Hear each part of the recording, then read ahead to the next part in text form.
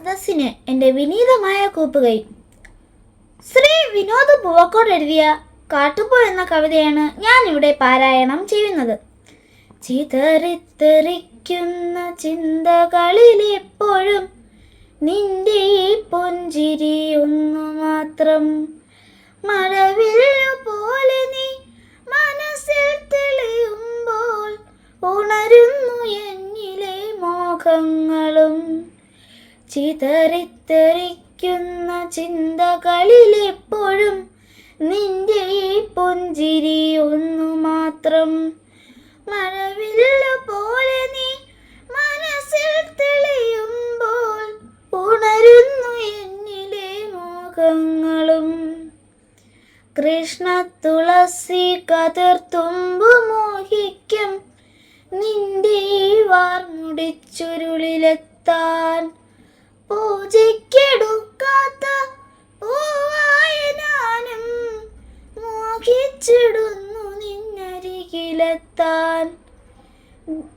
മണമില്ല മധുവില്ല പൂജയ്ക്കെടുക്കില്ല, താനീ വളർന്നൊരു കാട്ടുപൂവാണു ഞാൻ. വിടരും മുൻപേ പൊഴിയുന്ന ഇതളുള്ള പൂജയ്ക്കെടുക്കാത്ത കാട്ടുപൂവാണു ഞാൻ. ഇഷ്ടമാണെന്നൊന്നു ചൊല്ലുവാൻ വേണ്ടി നിത്യവും നിൻ മുൻപിലെത്തിടുന്നു. നിന്റെ കൊലുസിന്റെ നാദങ്ങളിൽ ഞാൻ താനേ മറന്നൊന്നു നിന്നിടുന്നു. ഒന്നു പറയാതെ അറിയാതെ പോയിടുന്നു. ഇഷ്ടമല്ലെന്നൊരു വാക്കു നീ ചൊല്ലിയാൽ വ്യർത്ഥമായി പോകുമെൻ ജീവിതം.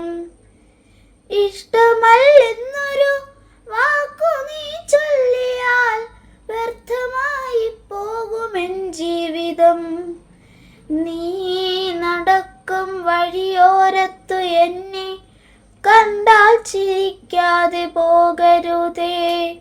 നീ നടക്കും വഴിയോരത്തു എന്നെ കണ്ടാൽ ചിരിക്കാതെ പോകരുതേ. നിന്റെ പുഞ്ചിരി മാത്രം മതി എനിക്കിനിയുള്ള കാലം കാത്തിരിക്കാൻ.